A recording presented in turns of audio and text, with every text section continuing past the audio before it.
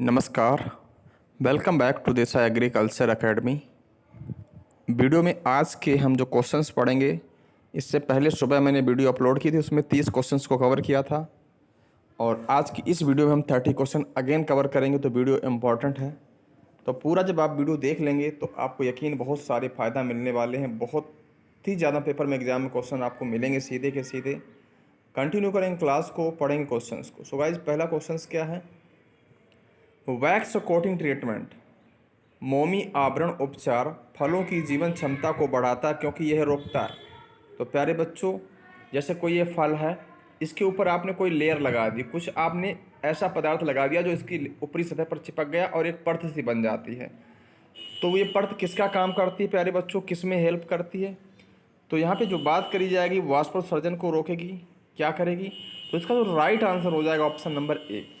वाष्पोत्सर्जन की दर कम हो जाएगी फल से, जिसके कारण वो काफ़ी लंबे समय तक संरक्षित बना रहेगा। तो ऑप्शन नंबर इसका जो राइट आंसर होगा ए होगा। क्वेश्चन नंबर नेक्स्ट, प्रश्न number next, which of the following fruit, कौन सा फल जो है जैम बनाने के लिए उपयुक्त नहीं है? ये काफ़ी अच्छा प्रश्न है कि जैम बनाने के लिए कौन सा फल उपयुक्त नहीं है। आपसे ये नहीं पूछा कि जैम बनाने कौन सा फल उपयुक्त है, ये पूछा कौन सा फल उपयुक्त नहीं है। तो नींबू वर्गीय फलों से जैम को थोड़ा ही बनता है भैया। नींबू वर्गीय फलों से क्या क्या बनता है? नींबू वर्गीय फलों से जो है मार्मालेड बन जाएगा और कार्डियल बन जाएगा, ठीक है ना, और लेमन स्क्वैश भी बन जाएगा। तो ये 3 प्रोडक्ट इससे बनते हैं। फिलहाल में जैम के लिए जो सबसे अच्छा फल होता है वो हमारा सेब होता है। अच्छे से याद करना आप लोग, ठीक है। क्वेश्चन नंबर नेक्स्ट, अगला प्रश्न भी काफ़ी इंपॉर्टेंट है कि पैक्टिन युक्त फलों के गूदे को 0.06%, हाँ, तो ये काफ़ी अच्छा प्रश्न है। 70% चीनी में पकाया जाता है, तो इसको क्या बोलेंगे? इसको बोलेगा जेली बोला जाएगा ना। यहाँ पे जो बी ऑप्शन दिया है गलत है, क्योंकि पैक्टिन वाले फलों का उपयोग प्यारे बच्चों जैम के लिए थोड़ा ही करते हैं, जेली के लिए करते हैं। तो क्वेश्चन में क्या था, यहाँ पे मिस टाइपिंग थी, उसे आप याद कर लेना, ठीक है ना। तो यहाँ पे क्या हुआ, पैक्टिन वाले फलों से जेली अच्छी क्वालिटी की बनती है। तो इसका जो राइट आंसर होगा ऑप्शन नंबर ए राइट होगा, ठीक है ना। क्वेश्चन नंबर नेक्स्ट, अगला प्रश्न है आपके सामने कि pasteurization of juice at higher temperature adversely effect, उच्च तापमान पर जब रस का पाश्चुरीकरण करते हैं तो प्रतिकूल रूप से किसको प्रभावित करेगा? तो ये प्रभावित करता है कलर ऑफ जूस को, यानी ऑप्शन नंबर सी राइट है। इसका जो राइट आंसर होगा ऑप्शन नंबर सी होगा, ठीक है ना। अगला प्रश्न आपके सामने है कि टीएसएस ऑफ गुड जेली, एक अच्छी जेली में टीएसएस की मात्रा कितनी देखने को पाई जाती है? तो अच्छी जेली में टीएसएस की मात्रा 65% तक होती है। जेली के बारे में कुछ इंपॉर्टेंट फैक्ट्स, जेली बनाने के लिए फ्रूट पल्प कितना होना चाहिए, गूदा कितना होना चाहिए, रस कितना होना चाहिए गूदा भैया? तो 45% टीएसएस, 65% साइट्रिक एसिड यहाँ पे 2 ग्राम मिलाया जाएगा। और प्रिजर्वेशन की बात करी जाए तो 40 ppm सल्फर डाइऑक्साइड बोले तो पोटेशियम मेटाबाइसल्फाइड का यूज किया जाता है। ये काफ़ी इंपॉर्टेंट फैक्ट्स हैं आपके एग्जाम के पॉइंट ऑफ व्यू से, इसलिए वीडियो पूरा वॉच करना, एंड तक आप लोग बने रहना। सीधे आपसे प्रश्न पूछा गया कि सूची 1 को सूची 2 से मिलाना है, तो मैंगो से मेरे भैया क्या अच्छा बन जाएगा बताओ? मैंगो से क्या अच्छा बन जाएगा? मैं कहूँगा सर अभी नहीं, मैं बात बताऊँगा। चलिए कोई नहीं, मैंने कहा मटर किसके लिए अच्छी होती है? कैनिंग के लिए अच्छी होती है। अमरूद किसके लिए अच्छा होता है? अमरूद पैक्टिन वाले फलों से बनती है, 2 मिल गए। तीसरा हो जाएगा नींबू से क्या बनेगा? नींबू से बनेगा स्क्वैश, लेमन स्क्वैश। आम से भी बन जाएगा जैम। तो ये इसका सही मिलान है।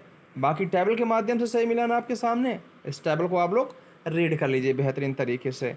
Moving forward, question number next, candy बनाने के लिए उपयुक्त फल कौन सा है? तो सबसे अच्छी कैंडी बेर की ही बनती है, ऑप्शन नंबर बी करेक्ट है। अगला प्रश्न है कि for Canning the proper stage of harvesting in tomato, मतलब डिब्बा बंदी के लिए टमाटर की तुड़ाई कब करनी चाहिए? मुझे डिब्बा बंदी करनी है, कैनिंग करना है टमाटर की, उसके लिए फलों की तुड़ाई कब करें? तो तुड़ाई भी कब करनी चाहिए? रेड राइप स्टेज पर करनी चाहिए। कब करनी चाहिए? रेड राइप स्टेज पर करनी चाहिए। बाकी टेबल आपके सामने है। जैसे क्या कहा गया, फॉर फ्रेश कंजप्शन, अगर आपको केवल उपभोग करना है, तुरंत का तुरंत करना है, तब तो आप इसको हाफ राइप स्टेज पर आप तोड़ सकते हैं। अगर आपको सीड प्रोडक्शन करना है तब इसको आप रेड राइप पर तुड़ाई करेंगे, और अगर आपको कैनिंग करनी है तब भी आप जो इसको रेड राइप स्टेज पर ही इसकी हार्वेस्टिंग करेंगे। Okay then, question number next, jelly containing shreds of peel is called. ध्यान रखिएगा यहाँ पे ये कोई ऑप्शन नहीं रहने वाले हैं। मार्मालेड जो होता है फल के छिलकों से बनाया जाता है। एक प्रकार की मार्मालेड क्या होता है? मार्मालेड एक प्रकार की जेली ही होती है। It's a type of jelly. समझ गया कि नहीं? तो मार्मालेड राइट आंसर होगा। अगला प्रश्न है कि the most suitable pair of fruit crops for a soil of 9.5 pm। ऐसी भूमि जिसका पीएच मान 9.5 के आसपास रहता है किन फलों के लिए अनुकूल मानी जाती है? तो आंवला और जामुन के लिए इस प्रकार की भूमियाँ अनुकूल मानी जाती हैं। Moving forward, question number next, the cheapest method of preservation at household stage. गृह स्तर पर बात करी जा रही है। आपके घर में मान लीजिए किसी चीज़ को सुखाना है, कोई भी एग्रीकल्चर की जो उत्पादन हुआ, चाहे हमारे दाने वाली कोई क्रॉप्स हो, चाहे सब्जियां हों, है ना, चाहे कोई फल हो, किसी को अगर मुझे सुखाना है तो सबसे सस्ती विधि कौन सी हो जाएगी? तो सर सन ड्राइंग हो जाएगी। इसमें तो कोई पैसा ही नहीं पड़ता, हम कुछ भी सुखा सकते हैं। क्लियर? तो डी ऑप्शन करेक्ट हो जाएगा। अगला प्रश्न आपके सामने है, प्रिजर्वेटिव फॉर स्क्वैश। स्क्वैश का प्रिजर्वेशन करने के लिए, स्क्वैश को सुरक्षित करने के लिए हमें क्या यूज करना चाहिए? तो हमें तो सर पोटेशियम मेटाबाइसल्फाइड यूज करना चाहिए। ठीक है, मैं कहूँगा retard is essential for. Retard का काम क्या है भैया प्रिजर्वेशन में?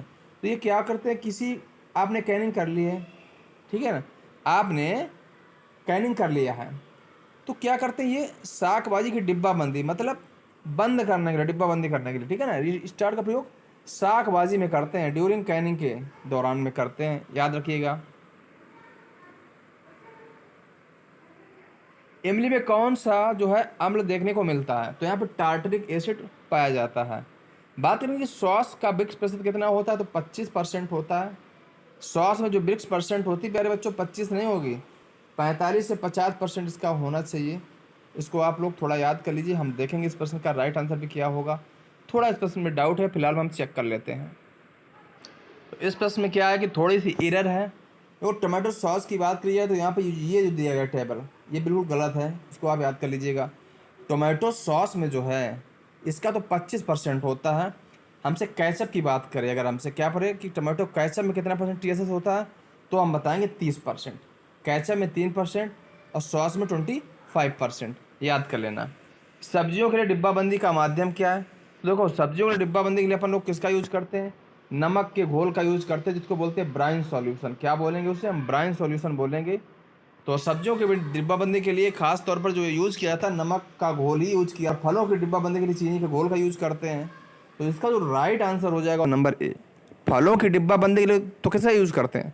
चीनी का करते हैं, लेकिन सब्जियों की डिब्बाबंदी के लिए अपन लोग जो है नमक के घोल का यूज करते हैं। मूविंग फॉरवर्ड, फल वृक्षों में बोरान की कमी के कारण कौन से विकार देखने को मिल जाएगा? तो इंटरनल नेक्रोसिस आंवला की बहुत बड़ी समस्या रहती है। क्वेश्चन नंबर नेक्स्ट, टमाटर के केचप में प्रयोग होने वाले संरक्षक रसायन का नाम क्या है? तो टमाटर केचप में जो प्रिजर्वेटिव यूज मिलाया जाता है उसका नाम है सोडियम बेंजोएट।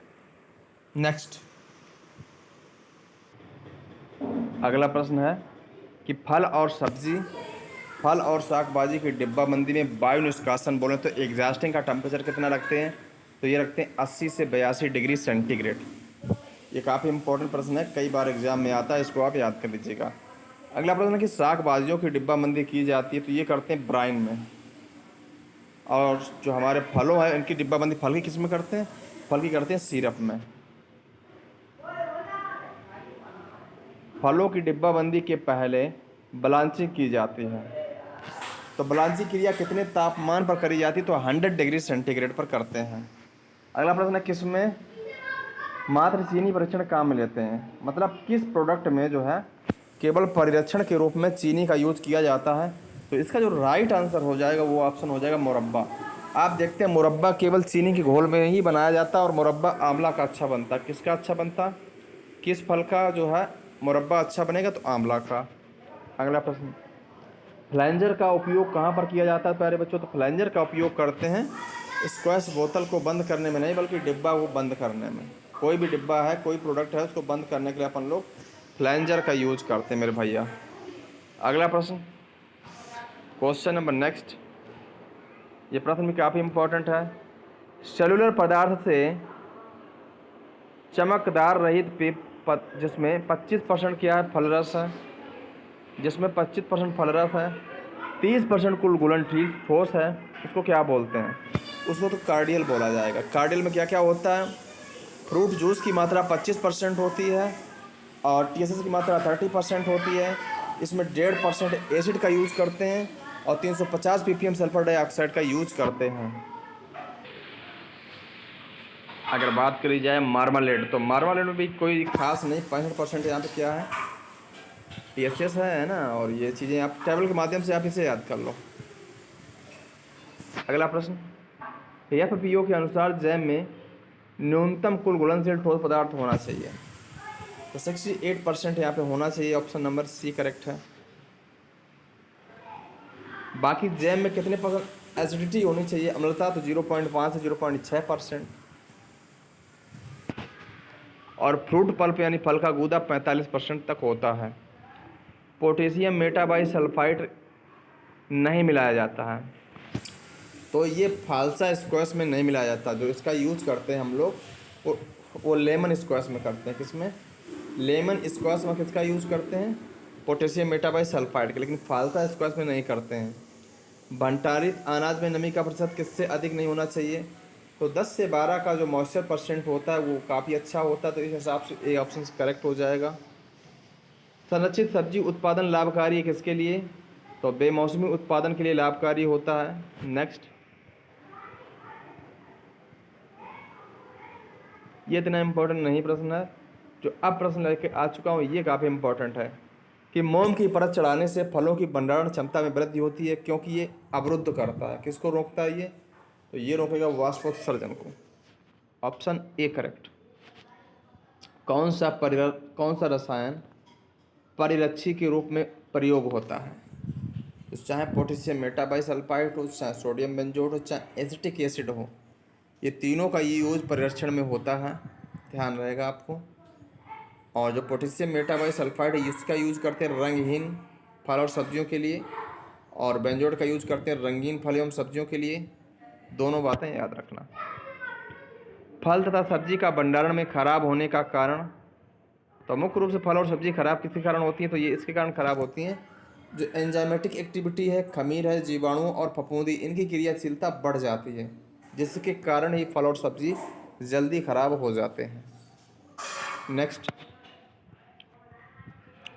समुद्र की सतह से 1200 मीटर की ऊंचाई पर जेली का अंतिम बिंदु कितना होना चाहिए, तो ये होना चाहिए 103 से 1 पॉइंट। सी ऑप्शन करेक्ट हो जाएगा, इसका राइट आंसर सी होगा। निम्नलिखित में से कौन रसायन फल द्वारा तैयार पदार्थों को प्रिजर्वेशन के उपयोग में लेते हैं? प्रश्न है कि निम्नलिखित, कुल मिला के ये पूछ रहा प्रश्न कि फल और सब्जी को संरक्षित करने के लिए किस प्रिजर्वेटिव का यूज करते हैं, तो पोटेशियम मेटाबाइसल्फाइड है, ना कि सल्फाइड, सल्फाइट वाला है, ठीक है ना, याद रखना ये। अगला प्रश्न, very important constituent in fruit and preparing jelly, jelly बनाने के लिए फलों में कौन सी चीज़ इंपॉर्टेंट है, महत्व रखती है, तो पैक्टिन। अगर पैक्टिन नहीं किसी फल में है तो जेली अच्छी बनेगी ही नहीं। बाकी बहुत सारी चीज़ें यहाँ पे दी गई हैं टेबल के माध्यम से, उसे भी आपको पढ़ना है। जेली बनाने के लिए पैक्टिन इंपॉर्टेंट है, पैक्टिन का होना ज़रूरी है। पैक्टिन की मात्रा लगभग 0.5 से 1% के आसपास तक देखने को मिलती है। 10% लिखा है, ये गलत है, यहाँ पे 1% होना चाहिए। इसके बाद जो है पैक्टिन परीक्षण किससे करते हैं, तो अल्कोहल टेस्ट, जेलीमीटर टेस्ट या सीड टेस्ट के द्वारा भी किया जाता है। जेली में 65% टीएसएस होता है और बेस्ट क्वालिटी की जो जेली है अमरूद से मिलती है, तैयार होती है, ठीक है। चलिए, directorate of plant protection quarantine and storage ये कहाँ पे स्थित है, तो ये है फरीदाबाद में। 1946 में इसकी स्थापना हुई थी, ये बातें याद रखनी है आपको। अगला प्रश्न,